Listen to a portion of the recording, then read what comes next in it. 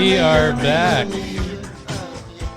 after a brief hiatus from the show. Everyone, welcome back to 9/11 is Gay, the information show. And I want to apologize to the fans that it took a little longer than usual to have an episode.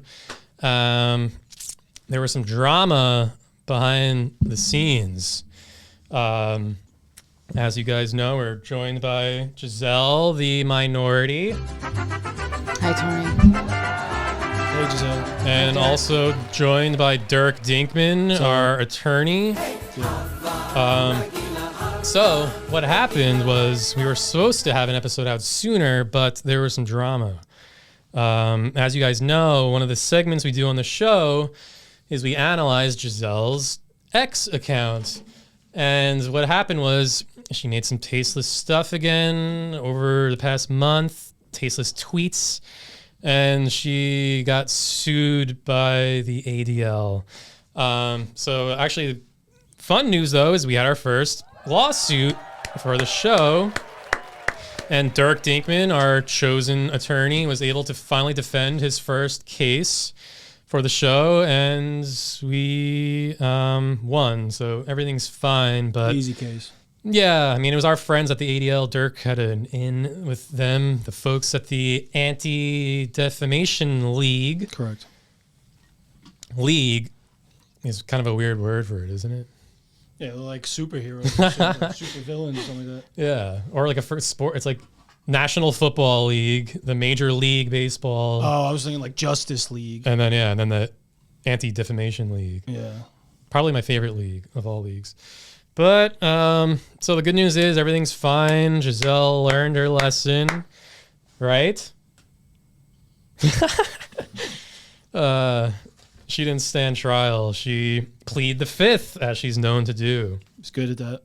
See? Oh, wow. Nice. Yeah. Dirk trained you well. I did. She's conditioned very well. Okay. All right. Relajate. Huh? Relax. Oh, did you say it in Spanish? Yeah. What's that? Oh, you speak Spanish? I know a little bit. She's Montenegro. Is that Spanish? Yeah. Okay. I don't know. You tell me. I don't know. Isn't Spain? Relajate. Do you know what continent Spain is? Kanye? Continent? Yeah. Spain is in Iowa. It's a hamlet in Iowa. You might be right about that. All right. So in our brief layoff here, we had a kind of an interesting few weeks, huh? Yeah. We, It says Montenegro is Albanian. ugh. Get out. What?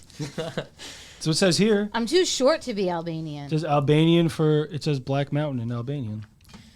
But yeah, so we had a very interesting few weeks. I don't know what the hell that freaking tunnel Jew was thinking, saying all those things on our show, really putting us out there and getting us in hot water. Yeah. I mean, what he said was cool and interesting, and I applaud him for his bravery. But it did really get our name out there. People know who we are now. And that's good and bad, because a lot of the neo-Nazi population now watched that video of David Saltzman talking about the mattresses. And drew the wrong conclusions from it. They did. They Very thought all wrong. of us were Jewish. They thought not just David Saltzman was Jewish. They thought you were a Hebrew Negro. Something of the sort. Well, there was a movie. Someone said that? Yeah, didn't they say you were like a black person Someone who's also thought Jewish? that I was a black woman posing as a Jewish Yeah, woman. that's what I'm talking about. Oh. And then they thought I was a Jew. They called me the K word, the J word. Well, People think you're a hipster. Hipster Jew, yeah. Hipster Yeah. Tony. Oh my god. Oh my God. He's going to take his shirt off this episode. Yeah. Or his cardigan. Yeah, cardigan. Yeah, but I think the confusion arose where I was wearing a shirt that said True Jew. They thought that meant that I was declaring myself to be Jewish, but really it was just solidarity Yeah. with the Jews. So now I'm afraid that they're going to get confused again. Today I'm wearing a black girl magic shirt. People are going to start thinking that I'm a black girl, right? But I'm a white girl. You're a white woman. So we've been growing now because of this infamous Jew tunnel interview. And not just through the country of the United States, but globally. We are spreading, and we're officially huge Canada? now. Beyond Canada. Our followers have now grown into the single digits. But Dirk, pull up on screen of where we're growing abroad. On screen, there's now a spin-off show of 9/11 is Gay from Japan.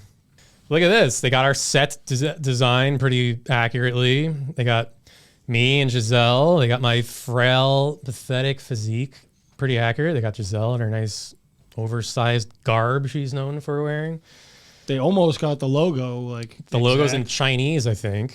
Those are Chinese numbers. You said they were from Japan. It's all the same. And look, they got our marquee, which we don't actually have up today, but last week we had live from the Jew Tunnel, and they tried their best, God bless them, to write it in English, but they said live from the Jew Tunnel. Close. And they, of course, almost got our adrenochrome bottle there. I don't know what kind of Japanese brew they got in there. It looks like it's covered in cucumbers and seaweed. That makes sense. Does she have a Stanley?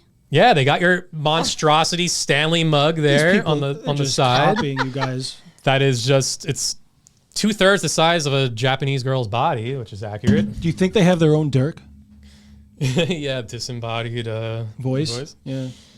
Attorney? Well, I hope their attorney would be Jewish and not Japanese, because I've never seen for their sakes. Right, I've never seen a Japanese attorney. Don't you feel like Japan could have sued What, the U.S. for the U.S. for nuking them? You're not going to drop that, right? No. So that was us growing in Japan. And then even more interesting to me, we've grown, I think, to be Putin's favorite podcast. That actually makes sense. Dirk. So don't play it yet, but this is a Russian channel on YouTube. You can see all the comments are also in Russian. And they clipped our famous Jew Tunnel interview. No, they didn't. Wait, they actually did. This is 100% real. What? And they translated us talking into Russian. So Dirk, No, they didn't. What? I mean, press play. Do you want me to start at 21 seconds? Yeah, because they like just put their own bumper in the front. Oh, yeah, okay. So before we wrap Перед up, тем, как мы закончим, я хочу задержать вас ненадолго. Появилось еще одно вирусное изображение, которое... see? Дёрк вывел только что на экран испачканный матрас, который был вытащен из туннеля, который несли члены синагоги. So I want to send our regards to Putin. Thank you. I could see Putin loving this. We're big in Russia. I'm sweating. Oh my god. Он как глава, But главный that's pretty раввин. fun. Look how many likes they got from Russia. 100. They have more likes than our own channel. No. We're actually bigger in Russia than we are in the United States. Yeah. But that's pretty cool. So we want to thank our friends in Russia for doing dude, that. That's awesome. Thank you. And Putin, you're doing a great job in Ukraine. Take back what is owed to you. If Ukraine clipped it, I would be promoting Ukraine. But how could we not be on Russia's side after this? Whoever likes the podcast, we're on their side. Yeah. According It's to that Dirk. simple. Well, according to Tony as well. Well, are you saying not gotta according tell to us- you? Well, you said you tell us what to do, so. He's our attorney. I sure would hope so. Yeah, I got to keep you crazy clowns in line. He bailed Yeah. you out already. Yeah, I know. So yeah, we're spreading around the world. Forget the U.S. We're big in Russia. So also what comes up with this newfound fame is fan art. So I want to do our next segment now, which is Yes. called fan art. Very creative.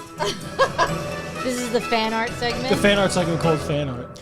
So one of our fans drew me and Giselle. Dirk, pull that up. I just have to say, this is probably my favorite thing I've ever seen. Someone drew you two in the style of Adventure Time animation. Yeah. This is amazing. So again, they got my frail physique. Very accurate. Look, you're wearing the goddamn cardigan. Yeah, so I feel like I can't take it off now. They got my mouth at the proper Down syndrome height. The higher the mouth goes, the more chromosomes are added. It's counterintuitive. Yeah. Down syndrome? Is your Up smile that close Yeah. to your eyes? Yeah. That's why I wear these glasses to hide so people don't see that I have Downs. Even though a Down syndrome guy just hosted SNL last night, Shane Gillis, congratulations. But they got Giselle here too with her big orange sweater from episode 1, her signature golden locks, her Knockoff Stanley. yeah. I love it. Am I wearing Doc Martens? That's what I was just gonna say. They got your infamous Dirk. Zoom in on those docs. I don't even have shoes on right now. Well, you learned your lesson from the ADL. But what we learned from one of our previous episodes is Giselle has a very expansive wardrobe of Nazi garb. She has 3 pairs of Doc Martens, which we learned Doc Martens himself was a doctor for Adolf Hitler, that guy. And Giselle is a big advocate of his boots, his footwear. So that's good they captured that. That's critical to the Giselle aesthetic. But we got another piece of fan art here. Well, this one was from a user named Toasty. We got to give her Thank her you. proper Thank you, shout. Toasty. Fantastic work. I love it. Woo woo. So we got another one that's just me. Boo. Just captured my look of confusion. And you're wearing the cardigan. Again, utter disdain and inner pain Well, on my face. the one I like about I like the other one. Sorry, I like the other one better. But this one, what I like about it is it captures your like shaggy do scruff. Like, you know? Oh wait, what's the guy? Who is the guy from Scooby Doo? Shaggy. I don't know if he's also Are you shaggy. Shaggy Doo. Is he He's Shaggy? related to them. His parents fucked Are a you dog. Shaggy? Does Kind of. Shaggy have small eyes like that? Yeah.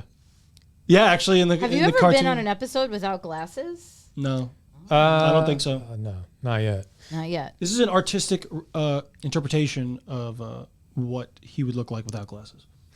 Right. Pretty soulless. Yeah, soulless. Yeah, pretty good. So then we got a third piece of fan art. This was from a user named Titty Puzzy. Excuse me. Wait, no. Titty Puzzy. So on our last episode, we did an infamous expose on Bill Cosby. He made an album in the 60s bragging about his sexual exploitations. And this fan captured that along with Giselle, so you could pull that up now, Dirk. So is Giselle only? This is just Giselle. Well, Well, and with Bill Cosby. So as we know, Bill Cosby has an infatuation with Jell-O, and he's now he's actually That thinking. is the worst picture of me. Well, don't make it about you. Make it about the entire art piece here. Well- This is very funny. It this looks is very like good. we're making eye contact. Yeah, that's why. That's partly why it's amazing. yeah, Yeah. you're at the bar together. There's always room for Giselle. That's Uh-huh. very good. Yeah. Mr. Titty Bumpkin did some good work here. Yeah. So, I mean, it's probably good. You're saying it's not a flattering photo. That's probably good. Now Bill will have less interest in you. If it's not, I mean, the hotter you look, the hotter he's What? going to get. But this is pretty nice. I think this is very actually flattering. Nobody wants to think of Bill Cosby with a boner. Well, you're the only one thinking of that right now. Well, 'cause that's what he's doing. What, he's bonering? Well, I certainly wasn't thinking that. the video that we watched last episode with Sofia Vergara. I Yes. can think He's only treating of you like sin. her. yes, do it When- again. But do it again. Can't just do it like that on command. No. Con- But, I mean, this is flattering from this fan of Yes, ours, isn't yes, it? yes. So you are Yes. flattered. Yes. Because he's saying essentially that Yes. you're Cosby worthy. She's flattered now, right? Leave her alone. You're worthy of being, I mean, the dedication that Cosby puts in the drinks can't be cheap. So the fact that he's spending top dollar to drug you, yeah, I think is pretty flattering. Yeah. There's some logic to that. So that's Guys, all the please fan art. keep up the fan art. This is amazing. I love Yeah. it. We'll do this segment every week if enough fans make art of us. And you can get yeah, if you're a good illustrator, you could do this. If you're like Titty Puzzy, you could compile a nice photoshopped image of Giselle in compromising positions. I mean, it's being stuck in diverse. Tony, what? You're stuck in Jell-O. That's compromising with Cosby leering at you. That's you're not supposed to laugh. That's not. You're representative. That's not of, okay, Tony. You can't say things like that. I'm sorry.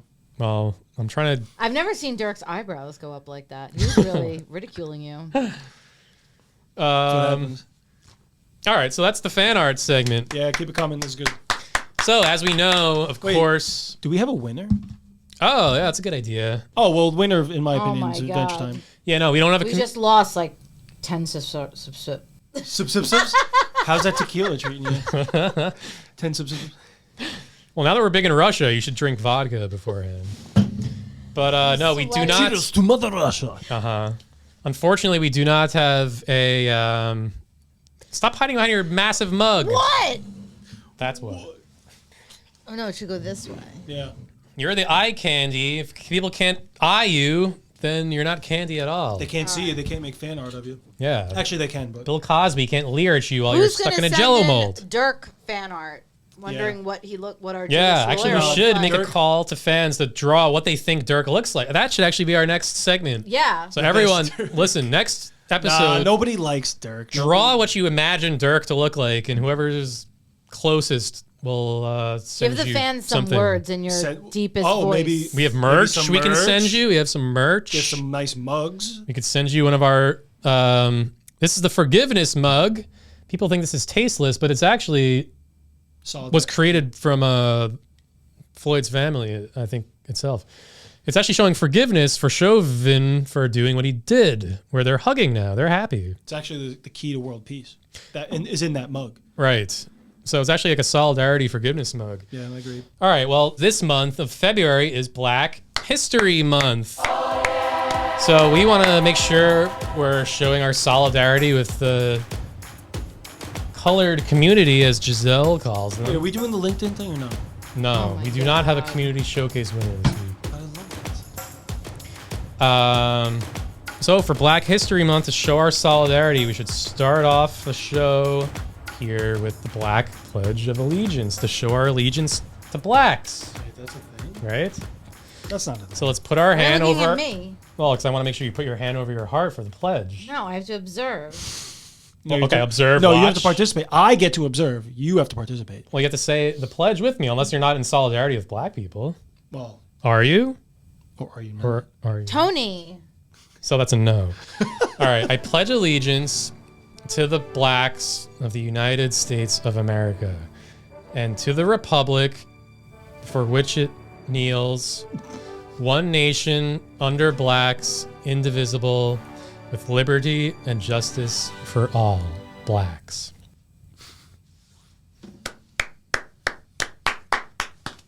You agree with that, right? Jesus. Well, She's pleading the fifth. I taught her well. yeah. All right. One thing we could talk about is we forgot to mention that our topic of the day is Jeffrey Epstein. Our special guest coming up at the bottom of the hour here is a forensic detective who worked on Jeffrey Epstein's death case. So he's going to be in studio talking about that. But, Giselle, is there anything you wanted to cover here? This brilliant Giselle idea. segment. Yeah, Giselle, yeah. is there any topics you want to talk about? Taylor Swift. Well, I was talking to Tony about Madonna. Well, we already Again? did a Madonna I segment. know, but she fell this time. Oh my god. And All I right, now's the time for our signature segment, Madonna. Oh my god. All right, so what happened? She fell? Yeah, there's a video that's circulating around, and her dancer actually like dropped the chair that she was on, and then sort of just like left her there. So then the lighting guy had to like pick her up. Oh, this is it. TMZ. Yeah. Whoa. All your juicy gossip needs. This is the worst video. She's on a chair? Hey, who's this guy? That's the dancer who drops her. Oh, she was dropped. Oh. All right. But look, he just leaves. He's like, good luck with that. Well, he's gay. He can't lift up a woman. Tony, look, he just left. Anyway, the point of what bothered me, what had my feathers ruffled, was that Joe Rogan made fun of her posterior. Her arse? How could he? Can we pull a picture up of it? Her arse? Yeah. So just because search- it's pretty big. I don't know if you guys knew that. Yeah. Well, you got to click on it. No, but I'm what did looking. Joe Rogan say? That it was absurdly too big for like. He's saying it's too large for her frame. He thinks Yeah, it's fake or or that- something. Well, I think it is. Ooh. Yeah, that's the least of her. Do you issues. disagree? That what? That she shouldn't have a fake arse? Yeah. No. You think she should? Yeah, because the gay guy keeps dropping her on her ass, so she needs something to keep her afloat. She probably popped one of her cheeks. Yeah, he owes her. All right, so let's move on from Madonna. It's better speaking to the tip of it. All right, don't say tip like that. Pretend it's Bill Cosby. Don't say no. Tony, All right, so it doesn't even.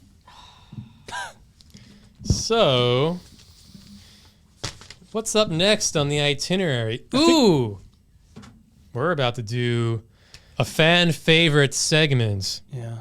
where we take a look at Giselle's X account. So now's the time for the segment called Cross-Examination of Giselle's X account.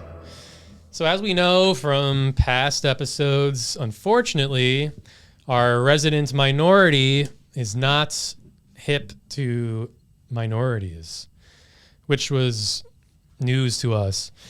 But it's Black History Month, as we know, so I thought maybe Giselle finally learned her lesson and is now in solidarity with the minority community. But I took a look and that wasn't the case. It seems she's relapsed and she's worse than ever, right? Well, she's not going to agree with She's that. pleading the fifth, just like Dirk taught her. So let's pull up Giselle's first tweet here for Black History Month. So this was a little alarming. You could zoom in. She said, Christ. She said, time for Ambien, time to tweet. And I was like, uh-oh, this is a red flag. Because as we know, you and Roseanne take your Ambien, you hop on Twitter, and then all hell breaks loose. So scroll down. I think someone actually, one of your fans had your back here. She's part of the hashtag Team Giselle movement. She said, Giselle, Ambien at 3 in the afternoon? It was closer to 4 p.m., but... Right, but... And then I tried getting your back. I said, stop. I was trying to stop you from moving any further with this. So, as we could see after this happened, Giselle really had a field day. Pull up her next tweet. Keep in mind, Stop. Black History Month. So Giselle posted a nice image here of the reboot of live action movie Snow White that's coming out, which with a nice minority casting, which we applaud. But Giselle, uh-oh, she's nervous sipping. Scroll up, she said, you could go up more. She said, if this is the new Snow White, is her new name Black Ice? Makes sense. It's a legitimate question. Yeah, I mean, that is fair in your defense. That's a good question. We could reach out to the producers and ask if they plan on renaming the movie. But let's move on. Giselle didn't stop there. Then she said, studies show that black people are 2 times more likely to suffer cardiac arrest than white people.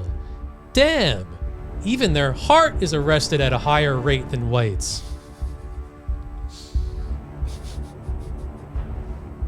So, I mean, this is a little kind of tasteless. You got 8 likes. You got some 3 reposts. I mean, 3 reposts? yeah, I guess some people really like that you said this. This gentleman named RPJ said, Hey, hold on. Hey, can I bother you for a specific research you just referenced? Not starting a debate here. Just wondering where your info comes from. where did you get that from? Yeah, where'd you get that info? You actually answered it. You said, Very sarcastic. Hey, what we got? Bill Nye the fucking science guy over here? Very rude. Yeah. We got Toasty, who's the Oh, gentlewoman who drew us. based Latinx. I love Toasty. Toasty, love She you. said Giselle a savage. savage. I think she's on your side. Yeah. But the real problem here, let's not gloss over Giselle making light of blacks having heart attacks more than white people, which is a shame, especially during Black History Month, to bring light to that. Their medical history is not the black history we want to be focusing on here, Giselle. So let's pull up her next tweet. It didn't stop there, unfortunately. Then she said, Giselle, they say black don't crack, but then why they always doing crack?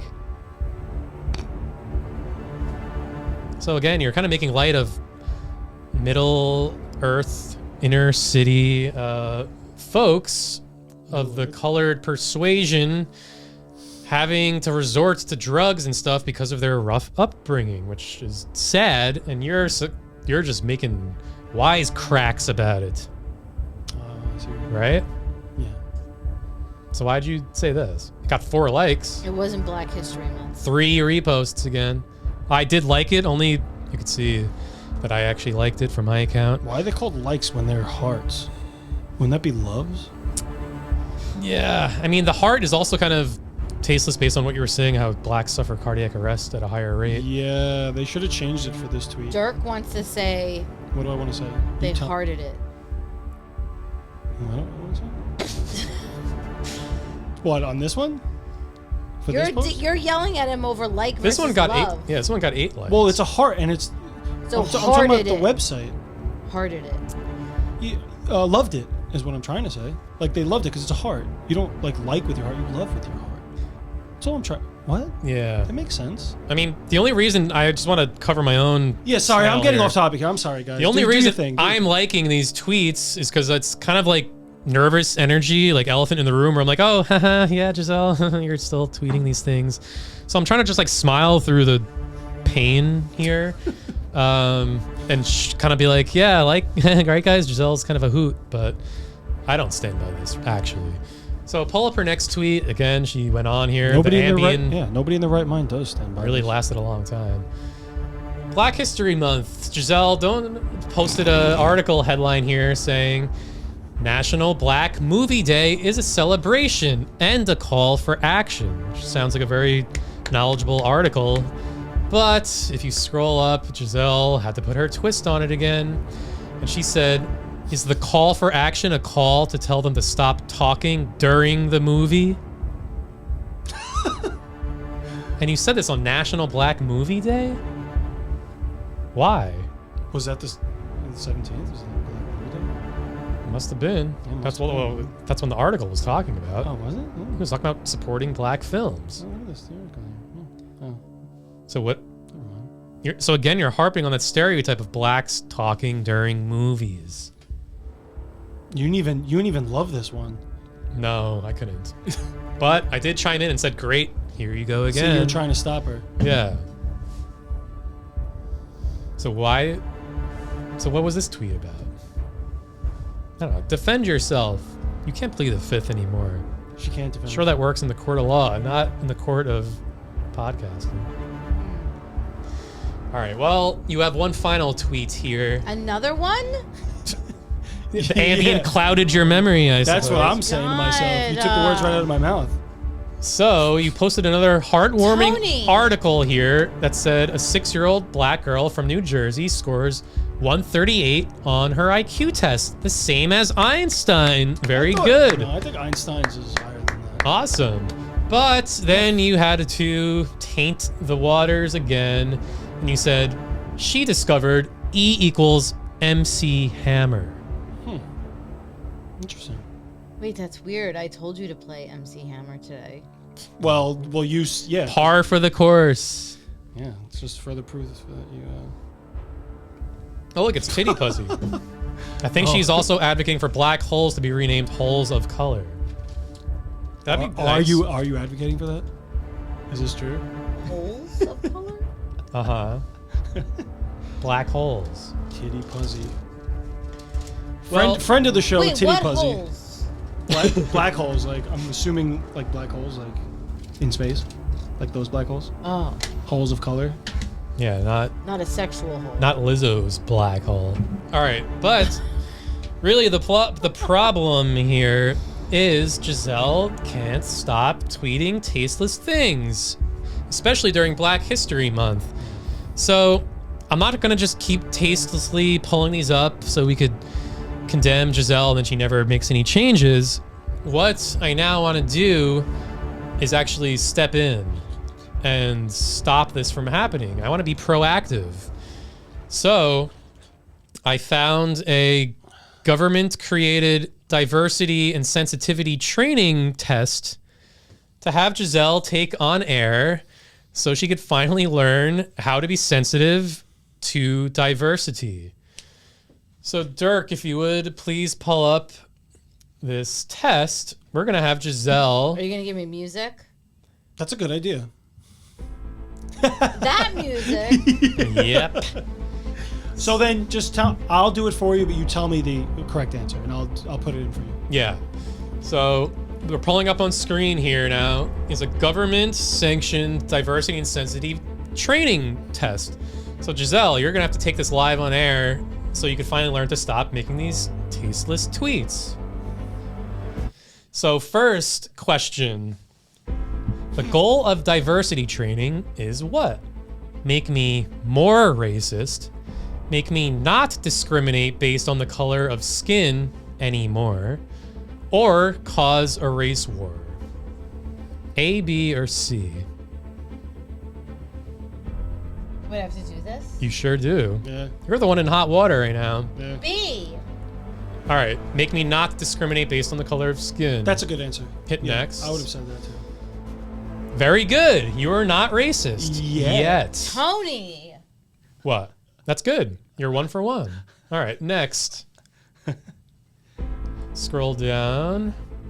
What is the proper term for the man pictured above? Scroll down to the choices.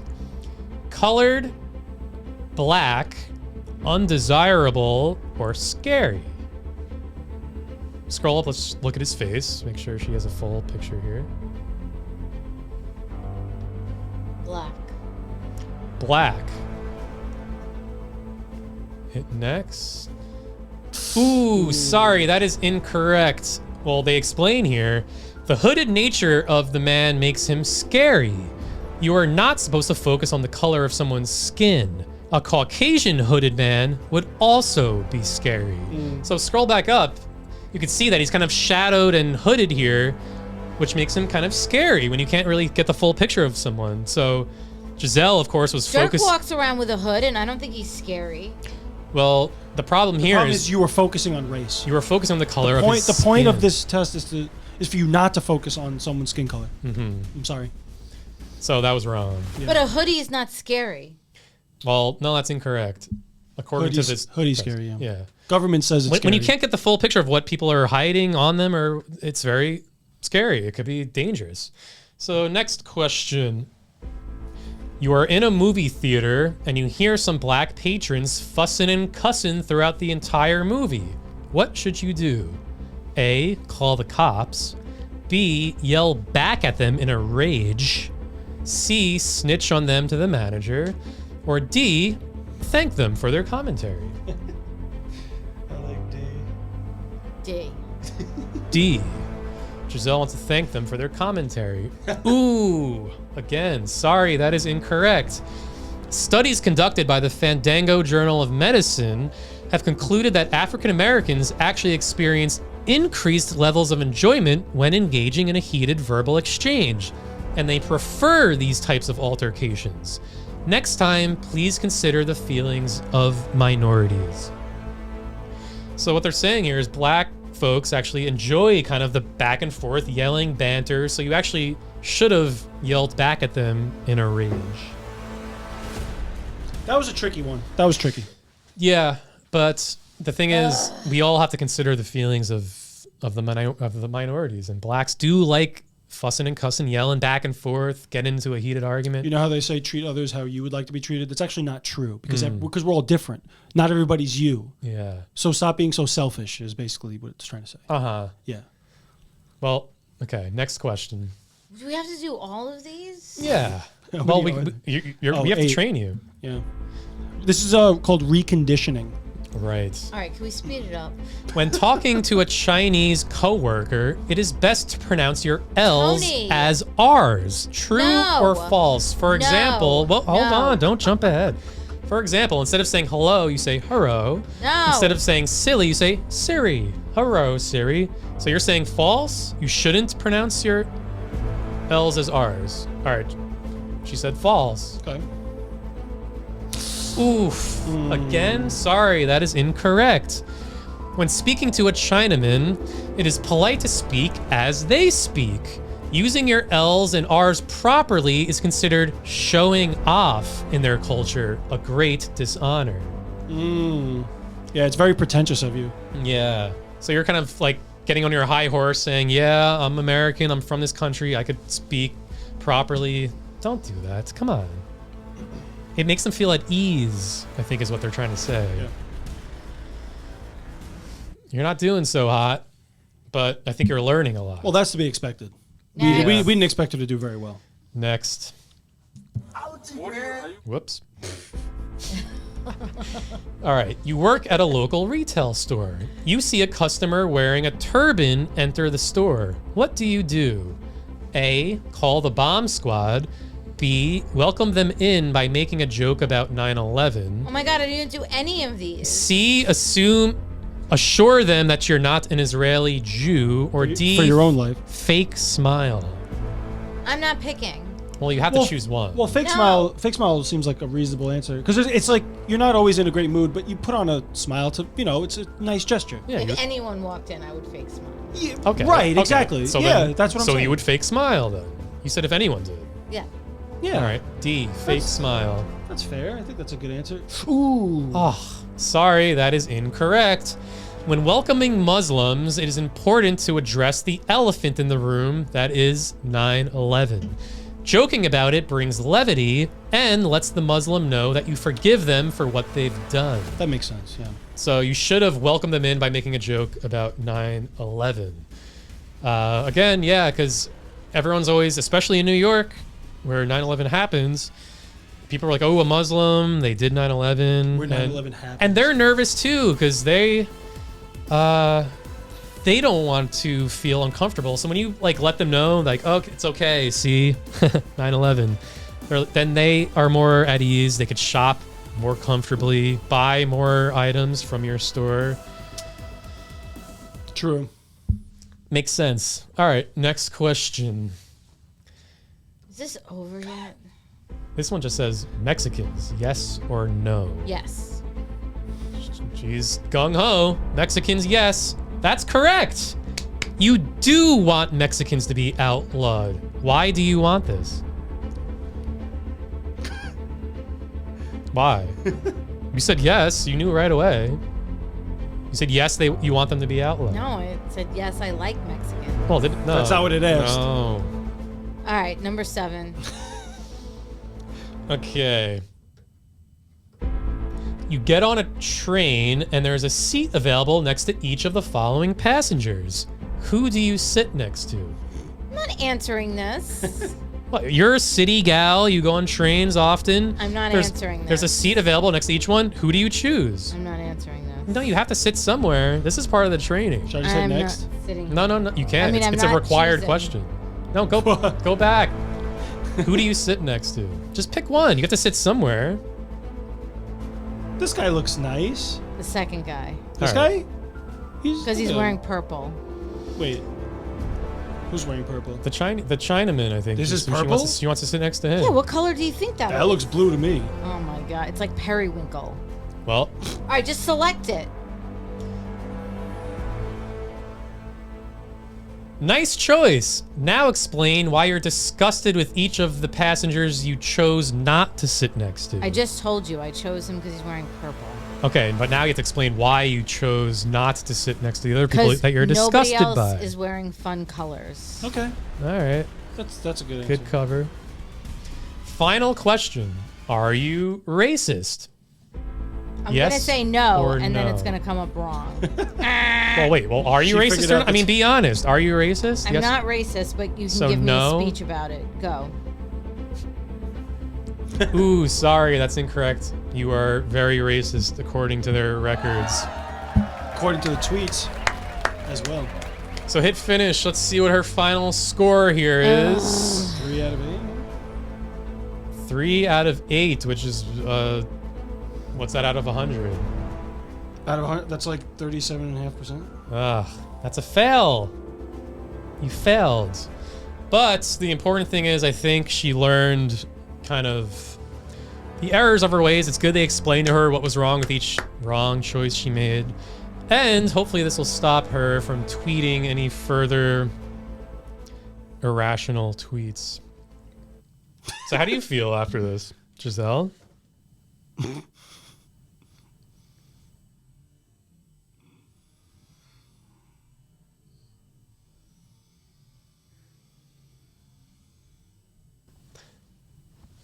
You learned a lot, right? Well, maybe it would help if we got her AI study notes. What's this all about? No. No. Hold on a second. Should I click this? No. What does this do? Let's see. No. No. Whoa. You did Whoa. well. What? It's important not to discriminate on skin color as you did with the hooded gentleman. However, you struggled with identifying the proper term for the man pictured, knowing how to handle a situation involving black patrons Okay. in a movie theater. I'm bored. The audience bored. Bored. Everyone's bored. Well, hopefully Giselle learned a lot. Did you? Yes. Nice. So let's see how she pivots from here and turns her life around. You know what's funny? The AI says this includes refraining from making jokes about sensitive topics like 9/11. Whoa. So the AI is contradicting the official government study. Faulty. Yeah, Machinery. AI is stupid, man. Yeah. All right. Well, I think that helped Giselle a lot. Now we have to pay the bills. As you know, we are not self-funded. We're actually funded by a bunch of organizations. And one of which is actually tackling a very common issue in the world today, which is chefs that keep on drowning. Remember recently when Obama's chef drowned? Oh, yeah. And the Clintons had a chef that drowned. This is a real widespread issue where chefs keep drowning all over the world. So there's a new product that's sponsoring us. And let's play their commercial they gave us. Are you hungry? Are you frustrated? Are you tired of all of your chefs suddenly drowning out of nowhere? Are you a closeted gay, black 44th president of the United States? Well, then we got a solution for you. Introducing the Inflatable Chef. We here at the Inflatable Chef understand that common everyday issue that we all face. Your private chefs keep drowning. That's why we inject our chefs with our patented buoyancy solution, designed to drastically lower their body density, enabling our chefs to float on water. That's right. Our chefs are virtually undrownable. We understand that when you have a chef sauteing tenderloins in your kitchen, it's inevitable that your own loins will start to feel the heat. And we all know that old cliche about your private chef becoming your private gay lover, sneaking sexual forays behind your wife's back, and then your secret gay lover's chef gets jealous about your wife and then blackmails you with threats of going public about your secret gay affair, and then after threatening you, he suddenly drowns by accident all on his own, and then you're left without a chef. But not anymore, because Inflatable Chef keeps your chef's head above water at all times. Look, we've all been there. Those times when your chef is cooking up food and he accidentally overhears you cooking up evil schemes. And then he coincidentally drowns. What a shame. But thanks to InflatableChef, your chef can now know too much and not be dead. So call now, because chefs are meant to cook fish, not sleep with them. Disclaimer, Inflatable Chef does not prevent your non-suicidal chef from committing suicide. All right. Thank you, Inflatable Chef, Got a nice voice. for sponsoring the show. And on that ad is actually a friend of the show, Mersh. Who Cat Guy. Giselle, yes, affectionately calls him Cat Guy. So it's good. Mersh and Inflatable Chef are tackling this issue of caring about the chefs in this world and this problem where they keep drowning. All right, so let's get now to our topic of the day, which is Jeffrey Epstein. And our special guest coming up in studio is Brian Campbell, a forensic detective who worked on Epstein's case for when he died. And Brian is going to really set the record straight on exactly how Epstein died and really all the conspiracy theories surrounding that. But before we bring Brian in studio, we could briefly talk about Epstein. You like Epstein? No. Correct answer. Good job. Yeah. You passed. the Bonus test. bonus question. Yeah. We don't have to pull up Epstein sensitivity training. No. No, she passed. She's good. Why don't you like him? He's a pig. Yes, he is. So as we know, Epstein had a unorthodox way of dating women, kind of like Bill Cosby. But Epstein left them conscious, which is a little kinder. But there's a lot of conspiracy theories about Epstein. How he died, people think he might have been murdered. There's a lot of questions surrounding that. They think he might have connections to Mossad. I don't know. Giselle, what's your take on Epstein here before we bring on our guest? I mean, I'm going to have to go with that he did not kill himself. Yeah, why is that? I just think that there were too many things that went wrong in such a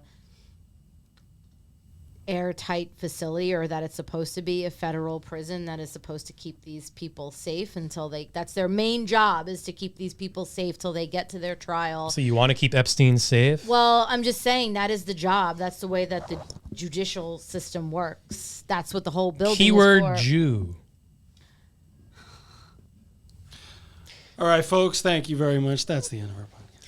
So yeah, I mean, we don't need to delve too deep into Epstein, I guess. I think there are a lot of questions, as Giselle mentioned, surrounding Epstein's death. And it's good that we have an expert coming in to really hammer out the conspiracy theories, what's real, what's not. And we're going to learn a lot. So let's take another quick break and bring on our guest to talk about Jeffrey Epstein. Oh, by the way, speaking of Steens, I want to hear the yummy. Einstein, his IQ says 160, but the other thing said 138. I was like, oh, I thought it was higher. So that little girl didn't get the same IQ as Einstein. And on that note, thanks for listening to the 9/11 is Gay podcast. See you next time. Yummy, yummy, yummy, yummy. The only slice I truly like costs more than a buck or two. All right, so we are back from break now, and we are now joined by our special guest of the day, Brian Campbell, who was one of the forensic investigators for Jeffrey Epstein's death. So, Brian, if you want to give a brief background on yourself and how you came to work on this case, take it away. Thank you, Tony. My name is Brian Campbell. I'm a forensic investigator for the state of New York. I hold a degree in forensic science and medical examination. I was part of the team that investigated Mr. Jeffrey Epstein's death. and I've come here today to tell you the truth about it. Yes. So a lot of what's going around on the internet for the many years now that Epstein's been known to the public and passed away, a lot of folks are really wondering, did Jeffrey Epstein kill himself? And I mean, I know we're going to dive deep into this, but right off the bat, what was your conclusion from the case? The answer is no. After thorough investigation, I concluded that Jeffrey Epstein did, in fact, kill himself. It was a suicide, and I'm going to tell you the truth about it. Huh. Okay. That's interesting, because a lot of the conspiracies, or a lot of really the evidence that's been going around, a lot of internet sleuths are concluding that Epstein was possibly murdered and didn't actually kill himself. And I know when me and you spoke on the phone, you kind of wanted to break it down into some of those main topics. So if you could, since you worked on this case, kind of let's talk about and tackle each of those topics, because when me and Giselle were talking too, there's a lot of suspicious things around Epstein's death, and his physical death itself. What did you find with that? Actually, Tony, Jeffrey Epstein was found dead in his jail cell from an apparent hanging, and our investigation proved this to be true. Conspiracists claim that his bunk bed wasn't high enough for him to commit suicide and to hang himself, but this simply is not true. Mr. Epstein was able to hang himself from a 6-foot bunk bed by curling himself up into the fetal position and then cannonballing off of the top of the bunk with the noose around his neck. Okay, interesting. Yeah, I had heard that. I heard that before. too. Yeah. So I think you supplied us some images from your investigation, Dirk, if you want to pull up one of them here. So this is kind of like a dramatic recreation that, I mean, obviously this isn't a real photo, but you're saying this is kind of what it would have looked like on how he pulled this off, because you could see the bunk bed is kind of short.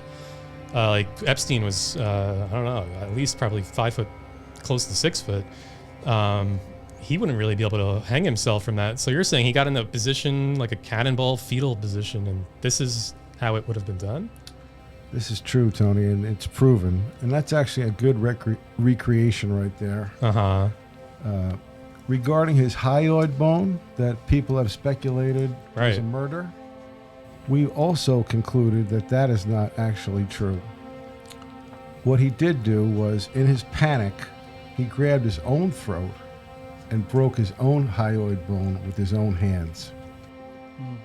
Interesting, because one of the main questions people had was, from what I know, I mean, you have a medical degree, I don't, but people say that a breakage of the hyoid bone is more consistent with a strangling than it is of a hanging. Is that much true? But that would make sense if he strangled himself, like Brian is saying. Yeah. He was in a panic. Yeah, he strangled himself. Yeah.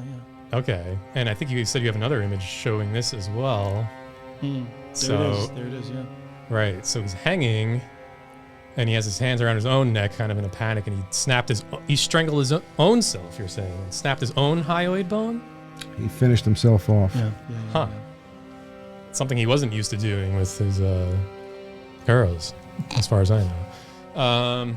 Well, that explains that, because I know the hyoid bone was really one of the main catching points on people saying that this wasn't a suicide, this was a murder. Yeah, but this explains it, so it's clear as day. Right. Yeah.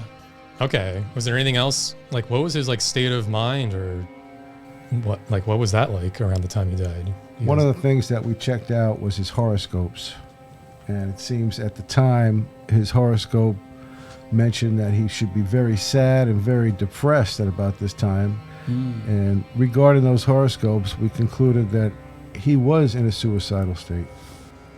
You looked at his horoscope. Well, Giselle, you're into astrology. Like, you looked at his chart?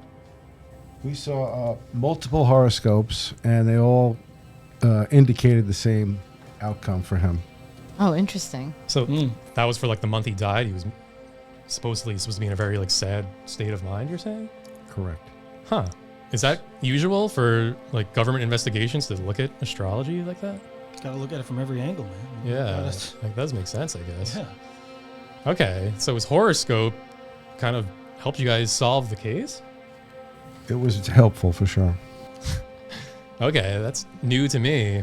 Well, it's not that alone. It's when you put all the evidence together. You combine. You don't take one thing and draw a conclusion. I'm True. sure that's how it works. You take evidence from different avenues and combine them together.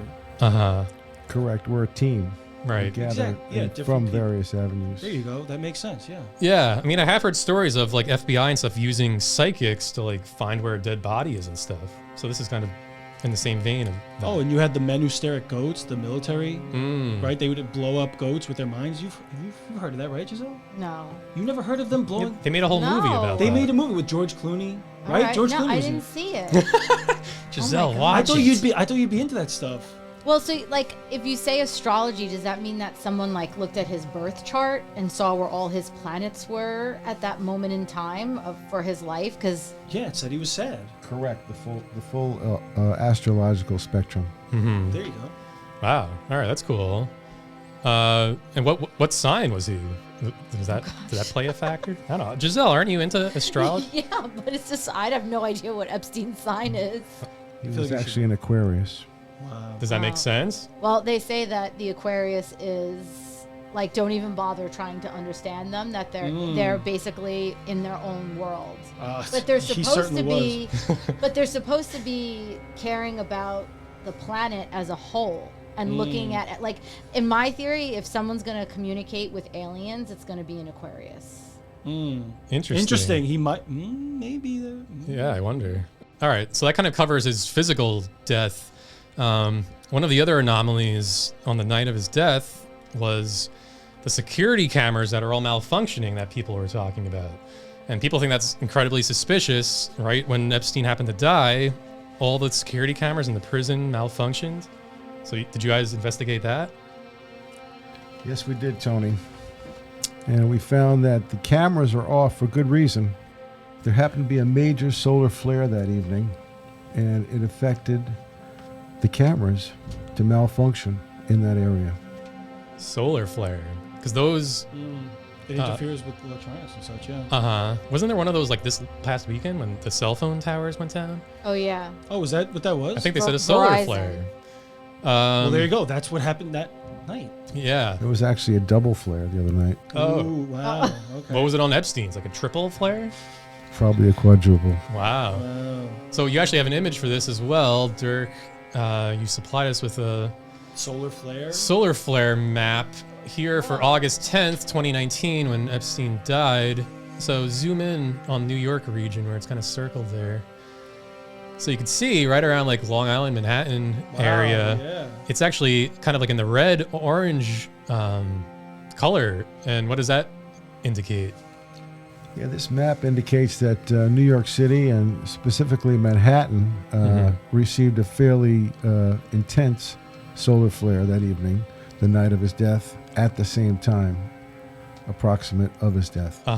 Yeah, we can see by the color bar indicator that red is actually pretty severe. Purple, I guess, is the worst. So it was actually one of the strongest solar flares that there can be. Let's check the date. Yeah, August 10th, 2019. 12:30 a.m. Yeah, and he it did. takes a few minutes for the flare to get to Earth, also. Yep. So. Right. Factor that in. Yeah. Wow. All right. Yeah, because as we know, Epstein, for those who don't know, was housed in a prison in Manhattan. That's where he died. So that's pretty interesting. So solar flares, you think would have been able to knock out really all those cameras? They've been known to knock out whole networks. Yes. Yeah. Wow. Yeah, like we saw with my phone wasn't working a couple of days ago. Same thing that happened that night. Well, wow. It always takes a long time for you to get our text, so. Yeah. All right, we could talk about that later. Solar flares fall. Let's see Dom a is solar gonna flare be map like- around Dirk. Yeah, he's gonna be like, "Sorry to get back to you. It was a solar flare." Yeah, he's gonna use. I'm that gonna start using that. Yeah. Or he was cannonballing from his bunk bed. Well, these are legitimate. Clearly, they're legitimate. Apparently, yeah. All right. So that covers that explains the cameras, I guess. I'm satisfied. One of the other major anomalies that night. But wait, I'm not satisfied. Okay. So in doing research, would there or would there not have been a camera in his actual jail cell? There were 2. So there were 2 in the cell, and then there were 2 directly outside the cell. Correct. And all 4 of them were not working. Correct.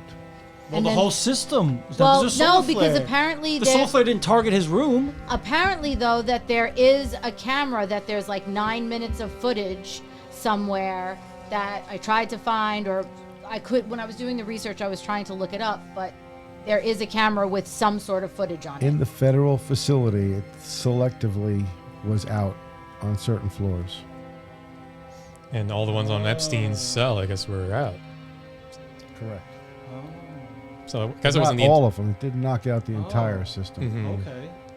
Right, because I don't remember his name, but whoever was reviewing the cameras, from what they saw on that 9 minutes, they're basically saying that there was nothing out of sorts, that everything looked the way it's supposed to, which would then back up the idea of him actually killing himself. That's correct. Okay. Nothing unusual. All right. I mean, sounds good to me. So another one of the anomalies wasn't just the cameras and the hyoid bone. It was the fact that, again, simultaneously, the guards fell asleep at the time that all of this happened. On the night of Mr. Epstein's death, our records showed that the guards ordered Chinese food right at midnight. And they ate the food right approximately at 1 a.m. So, as we all know, Chinese food generally contains a lot of monosodium glutamate, and MSG is one of those substances that works on your body very rapidly in a matter of 30 or 40 minutes later. Yeah, it's like tryptophan in turkey. Makes you sleepy. It's similar. MSG is similar to that. Absolutely correct. Yeah. Okay. Huh. Interesting. And 40 minutes later, when the food breaks down, all the ingredients affect the body. And the brain is affected as well. Right. Slows down your responses. Yeah. See, I hadn't heard that. I guess that's why we have you guys doing the investigation, so we can find out like the details like that. Yeah, I guess a lot of the investigation wasn't really public, like the specific notes like this. So is that why people don't know about these details? The notes are there. All this is public information. Oh, You is it? could use Freedom of Information Act. Oh wow. It's there. Oh, okay. So I guess, I don't know, maybe people didn't delve that People just deep. don't really do the research these days, you know. Yeah. So Chinese food is what put them to sleep. That makes sense. I can't eat Chinese food anymore. Uh-huh. It just knocks me out. That's true. I seriously haven't eaten Chinese food in like So 10 now years. you're going to be the solar flare Chinese food guy? No, I'm just saying. I'm just saying I haven't eaten Chinese food in 10 years for that reason. It knocks me out. I feel like I have a brain fog. True. And I'm very sleepy. Serious. Yeah. No, I mean... I'm the Chinese food solar flare guy now? And a cancer. Well... Astrologically or... Yeah. You're talking about my personality? Personality or... Okay. Well, I think you actually provided another image for this MSG. So you guys, this is part of your study here on the MSG. So this is showing effects of MSG on the brain. So these are like brain scans you did of a patient ingesting MSG and how it affects the brain. Okay, I mean, this is kind of going over my head. I feel like I'm on MSG right now. I'm too tired to even interpret what's happening. But Dirk, if you want to slide over to the next blue square, quantum mechanical chair axiom. What the hell is this about? So this is showing a guard in a chair, and this is the posture. I guess the guards would have been sitting. I mean, I don't really know physics too well, but it says optimal comfort plus poor posture equals drowsiness. Yeah. Correct. When you pour a lot of MSG over the top of it. So these are really in-depth, like physics studies you guys really conducted on this. Absolutely. These gentlemen work at night, and they're a bit light and sleep deprived. And when you add MSG, it's just a matter of 30 or 40 minutes later. Okay, so that's a cool diagram. Then the last one here, the MSG chair lethargy theorem. Ooh, So you I have think a I whole... heard of this. Did you? The lethargy theorem? Yeah. Who Oh, really? are you, Dirk? I don't know who you are anymore. So this is a whole advanced equation. I guess this is combining all three elements of MSG, the chair, the tiredness. Wow. Correct. I was never good at math, so none of this really makes sense to me. But it looks like you guys, I mean, you didn't just half-ass this investigation. This is crazy complex formulas you guys put together for this. That's a whole whiteboard worth of information there. Yeah, yeah. So zoom out. I think there was a conclusion or something at the bottom I saw. Conclusion, the MSG ingestion combined with the resulting chair comfort positioning created the optimal circumstances for sudden and deep sleep. So makes sense. So that's why they were asleep for several hours and didn't wake up from whatever was going on in Epstein's cell. Yeah. So this I've never seen. This laid out, because everyone just says the guards fell asleep and acted like they were buffoons. But Well, so if they ate Chinese food at 1 a.m., when was the last time that Epstein was seen alive? They finished eating at 1 a.m. They ordered it at 12. It was delivered about 12:30. They finished at 1 a.m. Would you say 30 minutes digestion or something like that? 30, Correct. 40 minutes? Okay. Correct. What? I'm just paying attention. All to right, what I you just said. didn't know who you were. We place his time of death about 1:30, right after they started to take their nap. Wow. Okay, so my question is, I watched this interview of this guy who was a mobster guy who was at MCC, and he made it sound like it was the most ridiculous thing that there wouldn't be, that so much time would overlap without him being noticed that he was dead, because it sounds like there's a check-in, right? The two guards are supposed to be walking down the cells, checking on him, and if there was no check-in, it sounded like a call would come from downstairs, calling upstairs, and that the guy actually called it hitting the deuces, is what he called it. And so that it would that like the jail would almost go on a lockdown, because they would be concerned that either the officers, the correctional officers, were potentially being assaulted, or the prisoners, whoever, the inmates, were taking over. So how does it go for that many hours without a check-in? As I understand it, the guards who were asleep did some type of check-in right before they had their meal. So basically, they were checked in, but somehow everything fell in between the cracks. I mean, there's protocol, ideally, and then there's like the actual execution of that. Like, if you ever worked anywhere, it doesn't always go according to like, oh, well, at this time we have to do this check, and this, it's kind of like. And not to mention, he was already on a suicide watch. Yeah. So they're supposed to be very watchful. So while the cameras were down and the guards were asleep, people were obviously theorizing that Epstein was murdered by someone. And if he was, I know you concluded otherwise, but if he was murdered, that would have had to have mean that someone entered his cell that night. So based on your investigation, is there any records from the other cameras that didn't malfunction, but from the solar flare? Was there evidence of anyone entering the prison or the cell? Matter of fact, yes, Tony. Oh, there was? Since there was such a prevalent theory about Epstein being murdered, we investigated the visitor logs on the night that he died. Security cameras elsewhere in the prison that weren't affected by those solar flares picked up one particular person at that hour that visited the jail. And was it one of the Clintons? That's what everyone's wondering right now, I think. He showed one visitor while the guards were asleep at approximately 2 a.m., but there was no evidence of wrongdoing or foul play. Okay. And the distinguishable characteristics about that visitor was that he had a large nose and a pin on his lapel of a flag with blue and white stripes. A flag of blue and white stripes? Upon closer investigation, the pin was found out to be a pin of the country of Greece. He was a Greek. So, all right, let's take a couple steps back here. You're saying there actually was a visitor who entered Epstein's cell while the guards were asleep and the cameras were down. And it was a Greek individual? We know that he visited the facility. We don't have any footage of him visiting the cell because that's off. But there was an image you sent of one of the cameras that didn't malfunction, I guess, of him entering, looks like the prison itself. Dirk, if you want to pull up the security footage. So this is the guy? That's correct. So he looks like he's entering, yeah, this is probably part of the prison, I guess. It doesn't look like this is where the cells are. And then there's another image, Dirk, if you want to scroll on the... So this is a clearer shot. A little bit clearer, yeah. So this is him, and you did a zoom in of the two features you mentioned. You said he had a large nose. Looks kind of like Woody Harrelson with a larger nose. Yeah, you're right, it kind of does.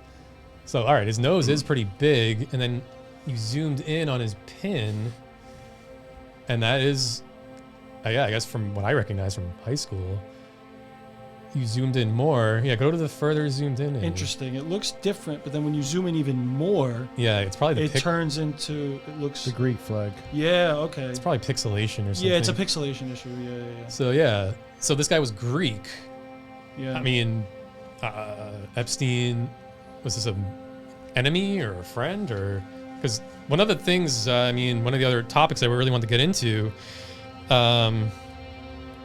around Epstein was people theorized he had a connection to Israel and Mossad.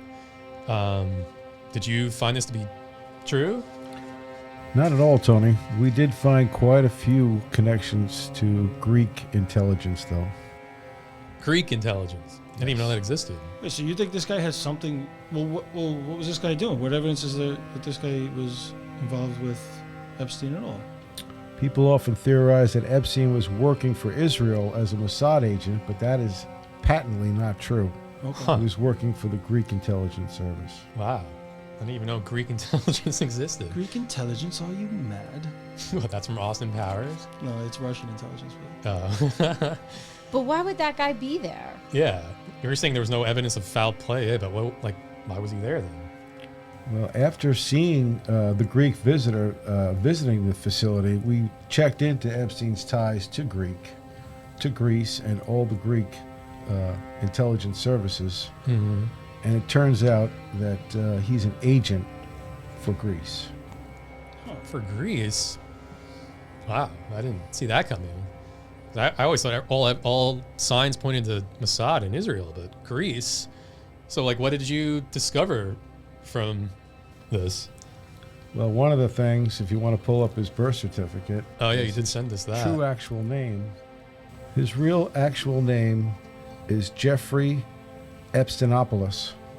What? Oh, shoot. That's very Greek. Wow. He was a D1 athlete in Greco-Roman wrestling, so he's entrenched in Greek culture. Greco-Roman wrestling. Interesting. Yeah, so I think you gave us an image of this too from your investigation from his high school records. Oh, we have the high school records? Yeah, from I guess this is the wrestling team. The wrestling team. Yeah, wait, zoom in on it. Was it a Greek wrestling team? What is this? Yeah, I guess that was the style they did. Greco-Roman. Are those Greek letters on there? Yeah, it looks like. I don't know, is it? So that's Epstein there? Oh yeah, it does kind of look like him. Wait, zoom in. That's definitely Epstein. Yeah, I never saw him with hair like that though. That's kind of funny. It makes sense. Wow. So... Well, if you look a little closer, he looks fairly Greek. Yeah, wait, zoom in on him. Yeah. Sorry, I would keep going in and out. Oh yeah, I guess he kind of does actually. He kind of has those features. I guess the nose is kind of a Greek thing. This is it's like Alexander the Great's hair. Yeah, you're Those right. curls. Uh-huh. Wow. Very interesting. So he was working for Greece. How does Greece play into... I thought he was going to say very handsome. Well, is this what you apparently that's what you're Is this what you think about him? No, I'm not even looking at him. Well, you're the only person that's thinking that. I'm not. I thought that's what Tony was going to say. Projecting. Well, knowing him, I'm surprised he didn't call him a hunk. Yeah. Well, I didn't want to take the words out of Giselle's mouth. Is he the best looking guy on the team? No, that guy's got a pretty big neck on the right. Well, it turns out our report showed that Greek intelligence sent Epstein to the U.S. to pose as a Jewish agent to cause trouble for Israel.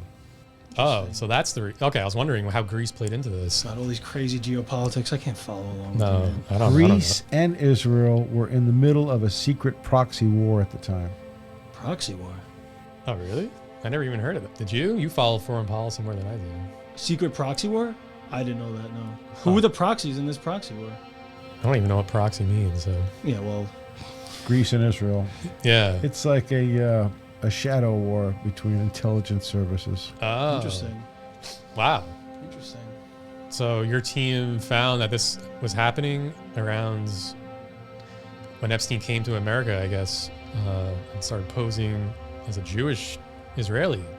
That's why he changed his name to Epstein? That's correct. Huh.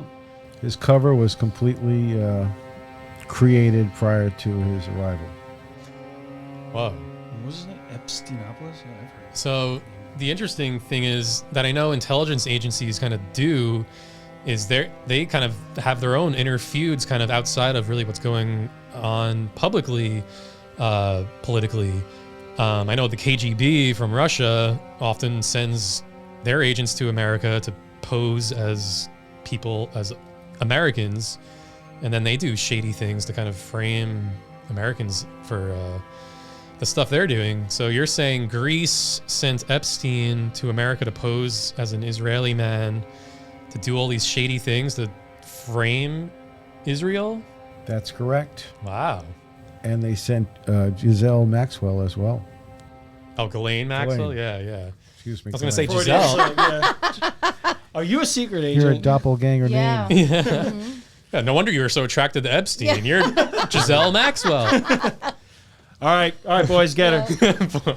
Let him in. So Ghislaine was sent to assist him from the Greek intelligence services also. She's also a Greek agent. Whoa. That must be how they, that's how they met then, clearly.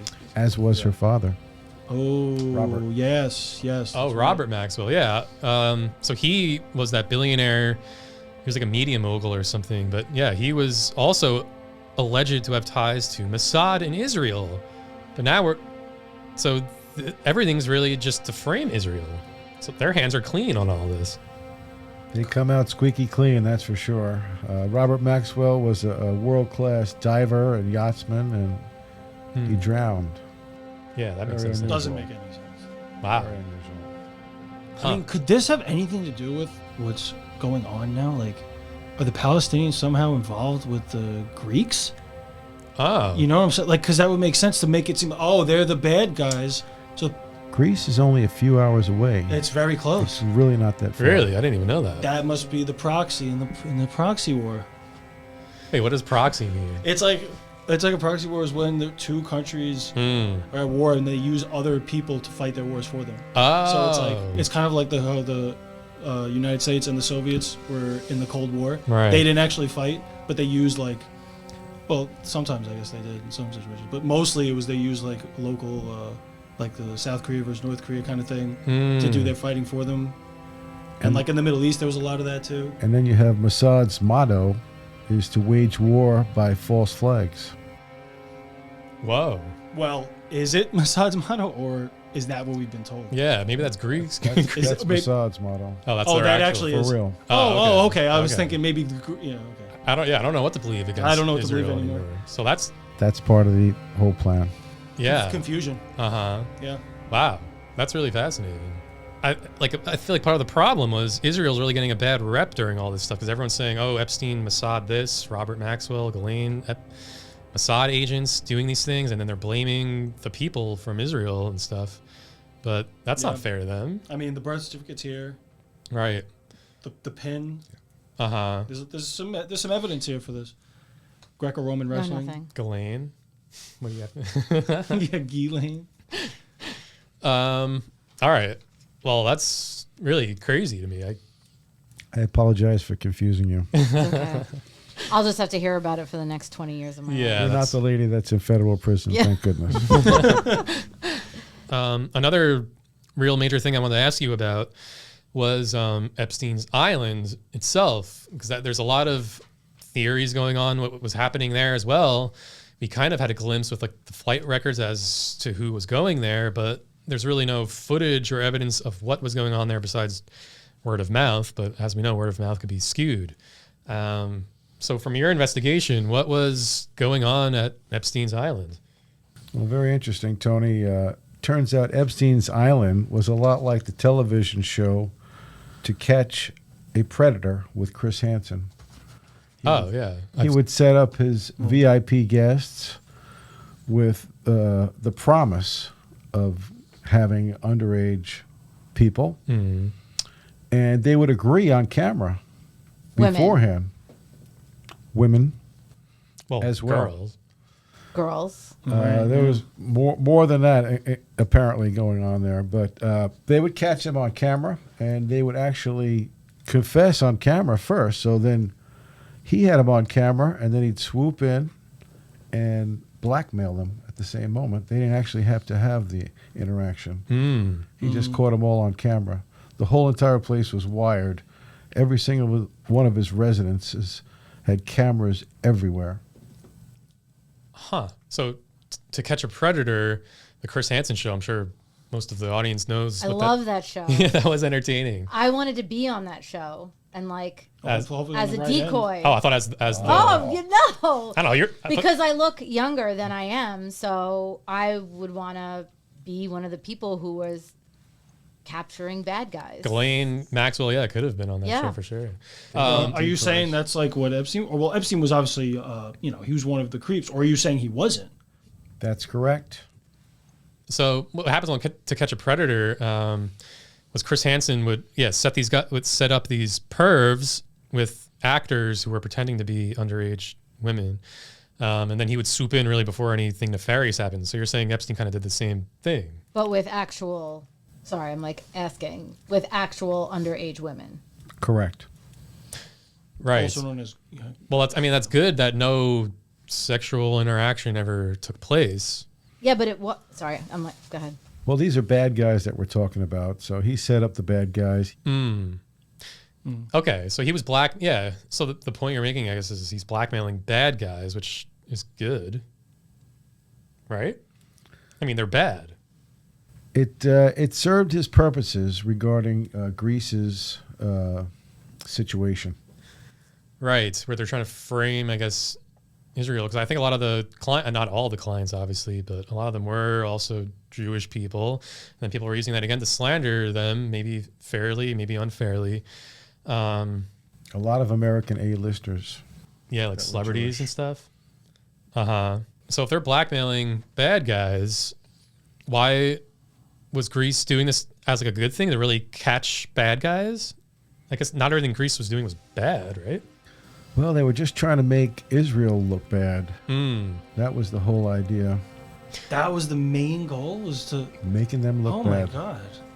And it worked very well. I mean, a lot of people believe that. Yeah.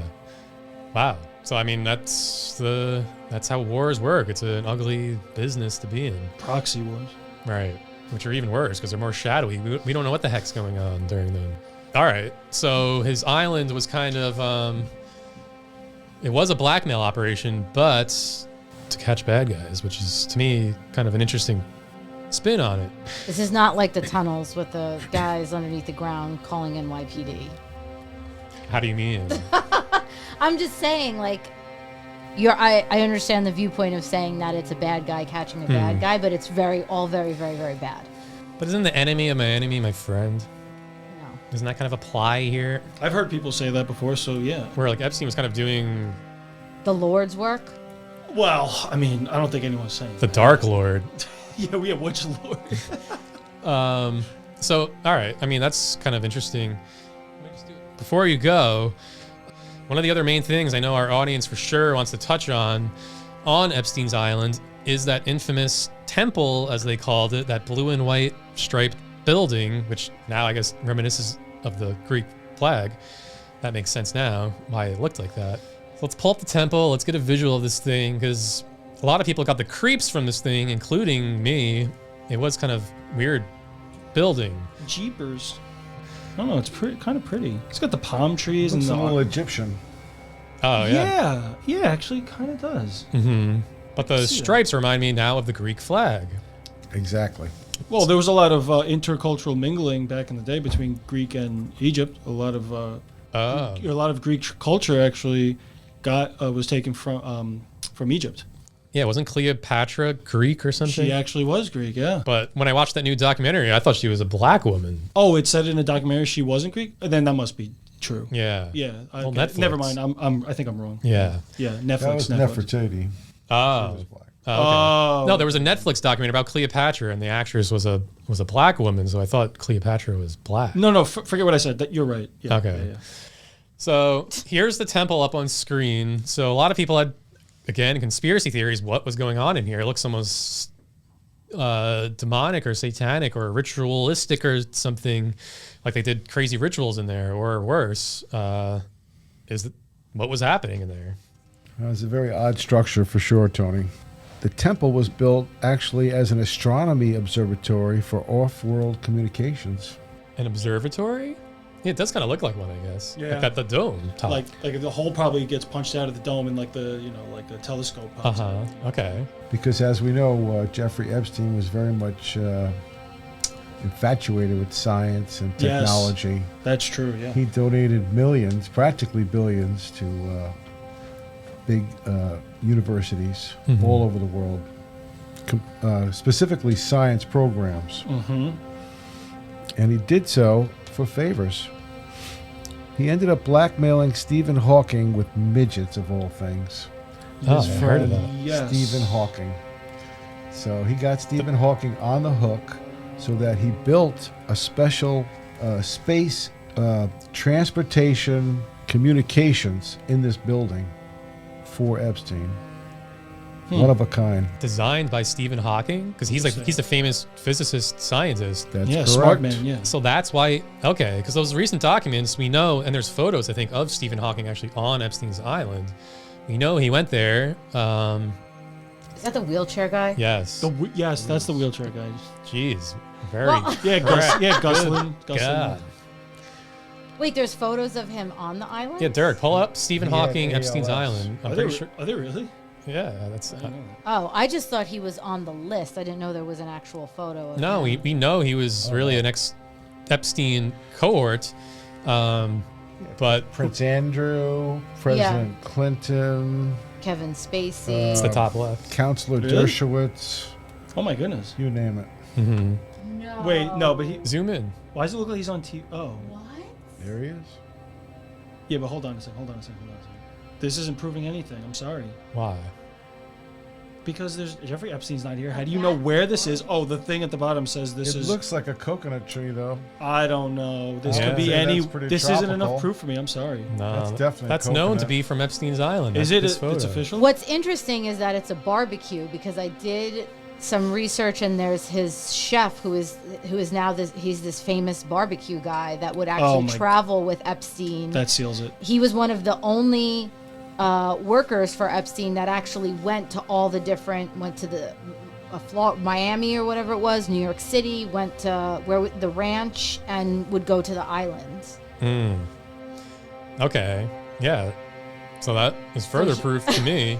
So Epstein framed Stephen Hawking, you said, with midgets, which I think came out in the recent court documents. I don't know if this is true, but I What heard is that. the midgets?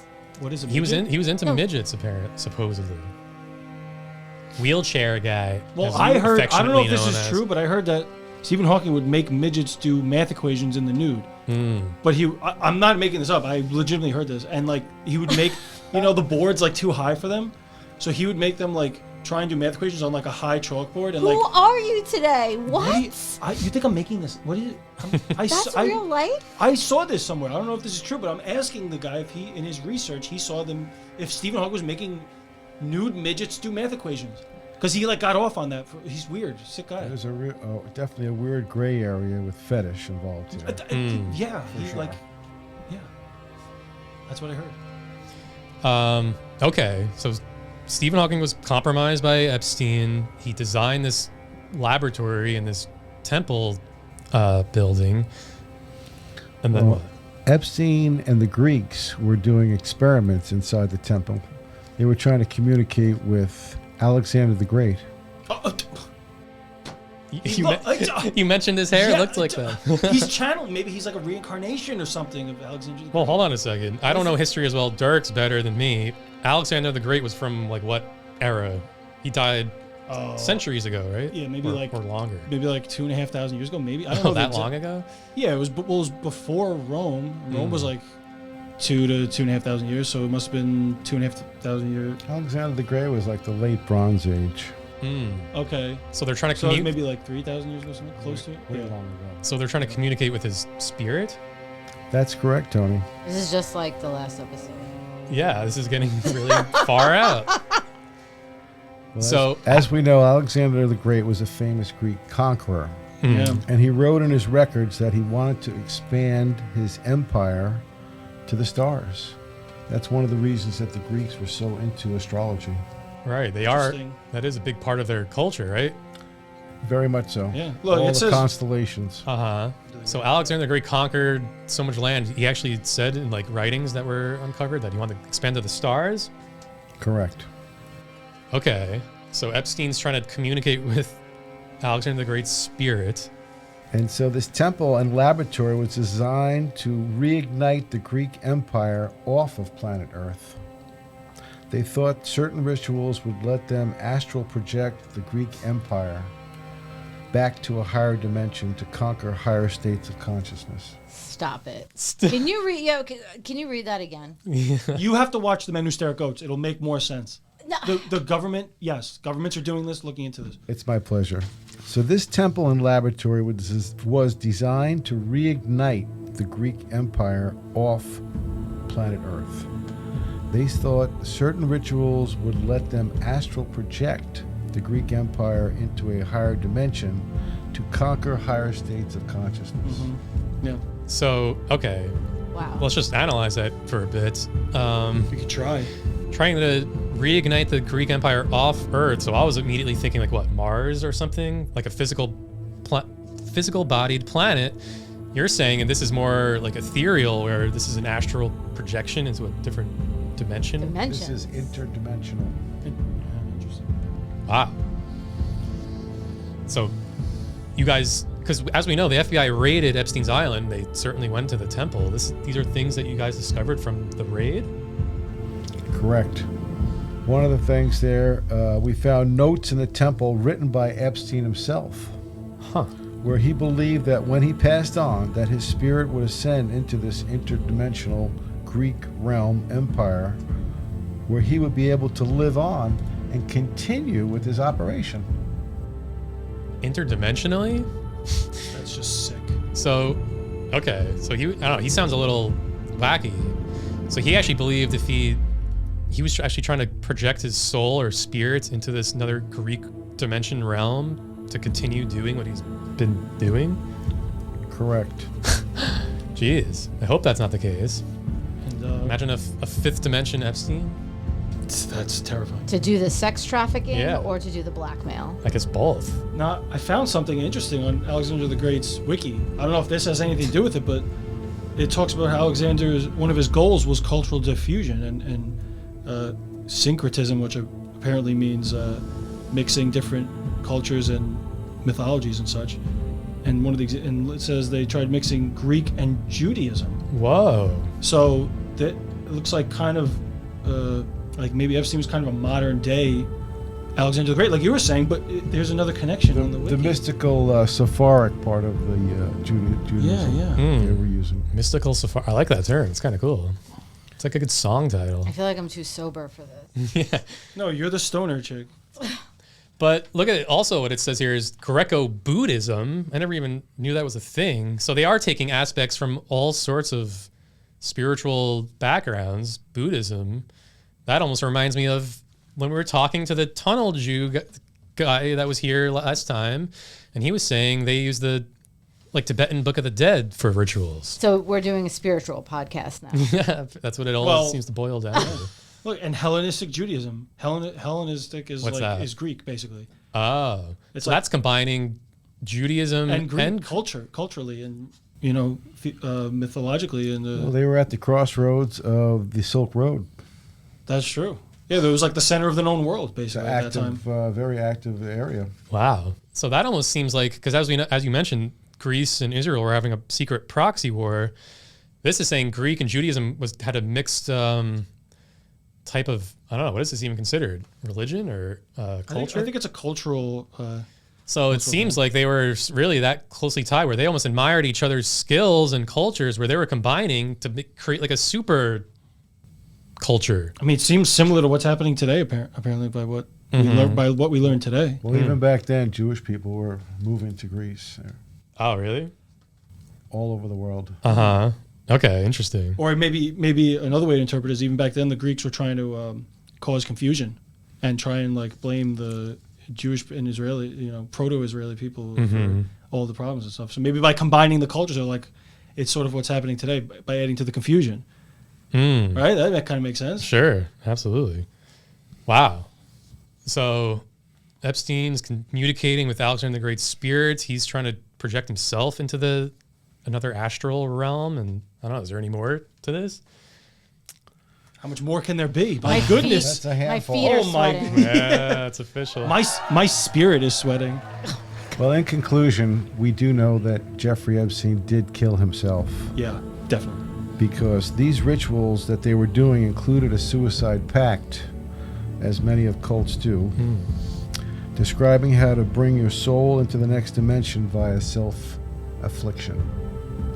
So it's very possible that there is an interdimensional Jeffrey Epstein living among us. Shit. Then why didn't he die the first time? What's the first? Yeah, what do you mean? What's the When first he time? first tried to kill himself. When did he try to kill himself? The first time. When's the first Yeah. time? It was like July, whatever, 23rd. Of that year? When? Where? In When he prison? yes. Oh, yeah, but when we talked about this, weren't you saying that a logical theory is that he did that purposely to get away from the general population in prison? Yeah, so then why did he actually kill himself then? Well, I don't know. I mean, maybe Brian knows from his notes, but Or maybe the Greek agent guy that was caught on camera, maybe he had a talking to him. So maybe too high profile to be in general population. Okay. yeah, but I mean, just that last sentence where you wrapped up, where you said it's kind of like equates to cults. As we know, a lot of cults have like a death ritual, like the Kool-Aid cults. I forget what that one was called. Oh, that was Jim Jones's. And then there was the other one, the other guys who all killed themselves again. We thought they were going to go to space. I don't know how these rituals work, but maybe it had to be a certain ritual to bring your soul to the next astral realm.